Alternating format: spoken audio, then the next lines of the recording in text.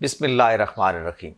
سندھ کی شاہ عبداللطیف یونیورسٹی نے ایک سروے کروایا جس میں یہ دیکھنا مقصود تھا کہ جو تعلیمی نظام کے اندر کتب پڑھائی جا رہی ہیں، تعلیمی نصاب میں جو کتابیں شامل ہیں، ان میں خواتین کو کیسے نمایاں کیا گیا ہے، ان کے سماجی کردار کو کیسے بتایا گیا ہے۔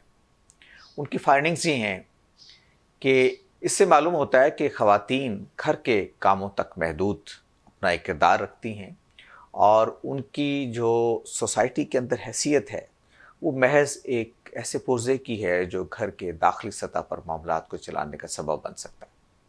یہ بات کہ وہ ایک پوری شخصیت ہیں اور ان سے ملک اور قوم کے لیے بحیثیت مجموعی دیگر شعبہ زندگی کے اندر کوئی کردار ان کے لیے متعین کیا جا سکتا ہے، اس کی کوئی جھلک اس تعلیمی نظام میں دکھائی نہیں دیتی جو اس وقت سندھ میں پڑھایا جا رہا ہے۔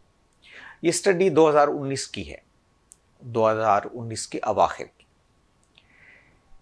یہ وہ تصور ہے خاتون کا جو ہم اپنے تعلیمی اداروں میں لوگوں کو سکھاتے ہیں، ان کو بتاتے ہیں، اور اس کے بعد پھر ناگزیر نتیجے کے طور پر سماج کے اندر جب ہم خواتین کے کردار کو سمجھنے کی کوشش کرتے ہیں تو ہمیں معلوم ہوتا ہے کہ وہ اس سے بہت کم ہے جو ایک ترقی یافتہ ملک کے اندر مطلوب ہے، یا جس ملک کی آبادی 51% تک خواتین پر مشتمل ہو، اس کا اتنا بڑا حصہ اگر ملک کی اجتماعی معیشت کے اندر، سماج کے اندر، سیاست کے اندر کوئی کردار ادا نہیں کر رہا، تو اس سے اندازہ کیا جا سکتا ہے کہ ملک اور قوم کتنے بڑے ٹیلنٹ سے، کتنے بڑی صلاحیتوں سے محروم چلا آ رہا ہے۔ یہی وجہ ہے کہ 2018 میں جب ورلڈ اکنامک فورم نے ایک جنڈر گیپ انڈیکس بنایا اور 149 ممالک کا اس میں مطالعہ کیا، تو آپ کو یہ جان کر حیرت ہوگی کہ 149 ممالک میں پاکستان کا نمبر 148واں تھا۔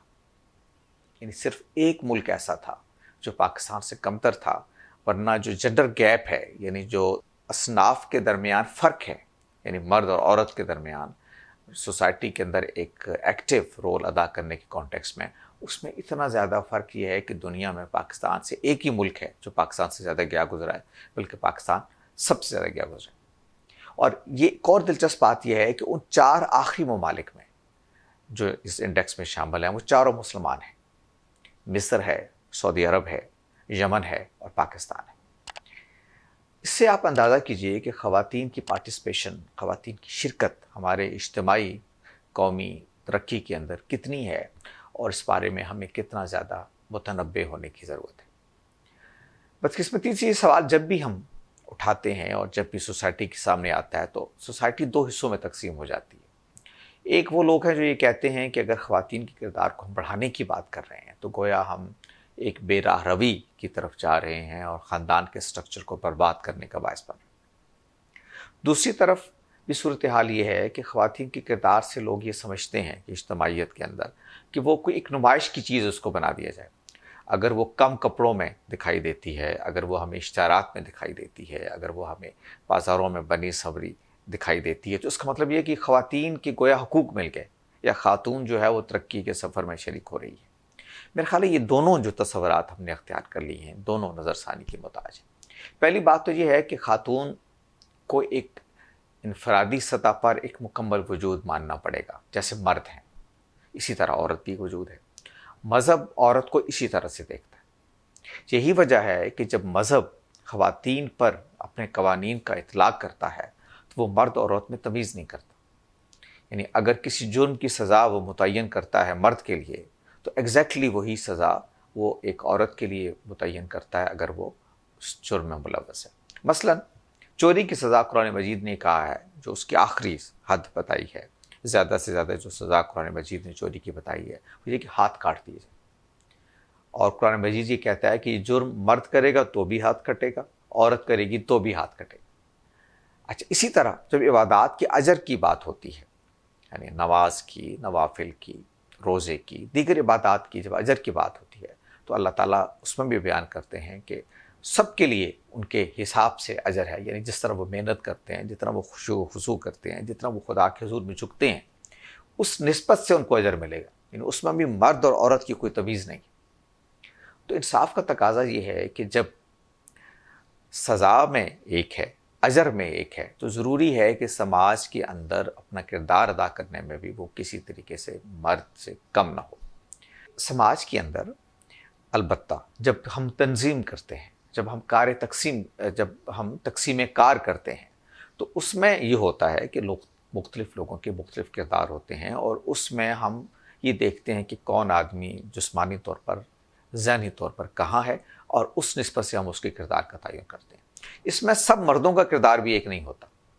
مثلا اگر آپ نے پہلوانی کرنی ہے فرض کر، تو ظاہر ہے کہ آپ یہ دیکھیں گے کہ کون مرد وہ ہے کہ جو جسمانی طور پہ زیادہ طاقتور ہے۔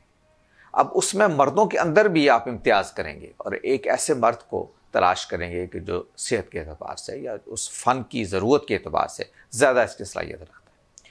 اسی طریقے سے آپ جب سماج کے اندر کوئی اور کردار متعین کرتے ہیں، کوئی سماجی کردار ہو سکتا ہے، کوئی سیاسی کردار ہو سکتا ہے، تو اس میں آپ یہ دیکھتے ہیں کہ کون آدمی ہے جو اس کی زیادہ صلاحیت رکھتا ہے۔ وہ کوئی مرد بھی ہو سکتا ہے، وہ کوئی عورت بھی ہو سکتی ہے، وہ مردوں میں سے کوئی انتخاب ہو سکتا ہے، وہ عورتوں میں سے کوئی انتخاب ہو سکتا ہے۔ تو سماج کے اندر اپنا کردار ادا کرتے ہوئے آپ جب کسی میرٹ کو بناتے ہیں اور کسی خاص معیار کو دیکھ رہے ہوتے ہیں جس کا تعلق اس کردار کی نسبت سے ہے، تو اس کو امتیاز نہیں کہتے۔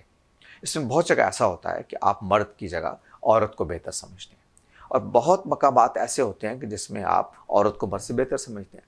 مثلا دنیا بھر میں نرسنگ کے لیے خواتین کو سب سے بہتر سمجھا گیا ہے، مرد کو اس قابل کم سمجھا گیا ہے کہ وہ نرسنگ کی شعبے کو اختیار کرے۔ اس لیے آپ دیکھ رہے ہیں کہ ہمیشہ دنیا میں خواتین ہی نرسنگ کی شعبے کی طرف آتی ہیں۔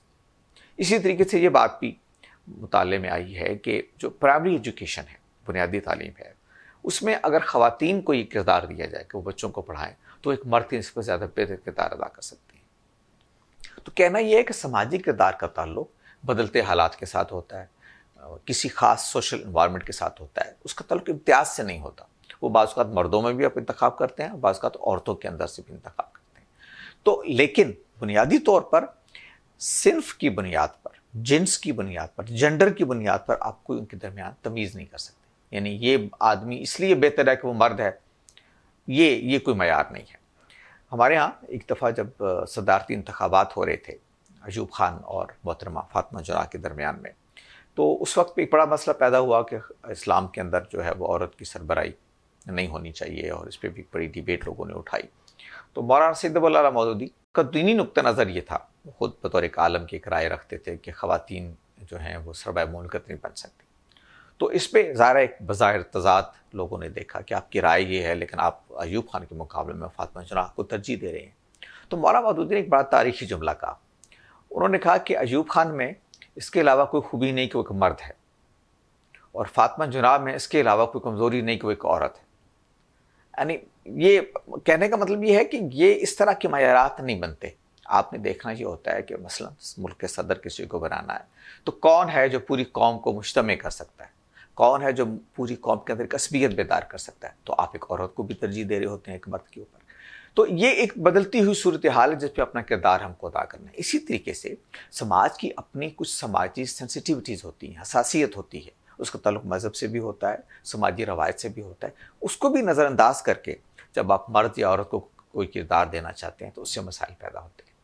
تو سمجھنا یہ ہے کہ پاکستان جیسے ملک میں جہاں خواتین، جیسے میں نے آپ کو ابھی بتایا کہ ورلڈ اکنامک فورم کا جو انڈیکس ہے وہ بتا رہا ہے 2018 کا کہ 150 ملکوں میں سے 148واں نمبر ہے اس کا، تو یہ ایک الارمنگ صورتحال ہے۔ اور پھر جیسے میں نے آپ کو سندھ یونیورسٹی کی ایک اسٹڈی کے بارے میں بتایا، سوشیولوجی ڈپارٹمنٹ کی، کہ ہمارے ہاں جو عورت کو ہم جیسے پیش کرتے ہیں تو اس کا یہی نتیجہ نکل سکتا ہے۔ اس لیے ضروری ہے کہ سماجی سطح پر عورت کے کردار کو بہتر بنانے کے لیے ہم اپنے تعلیمی نظام پر بھی غور کریں اور اپنے سماجی رویے پر بھی غور کریں۔ بہت شکریہ۔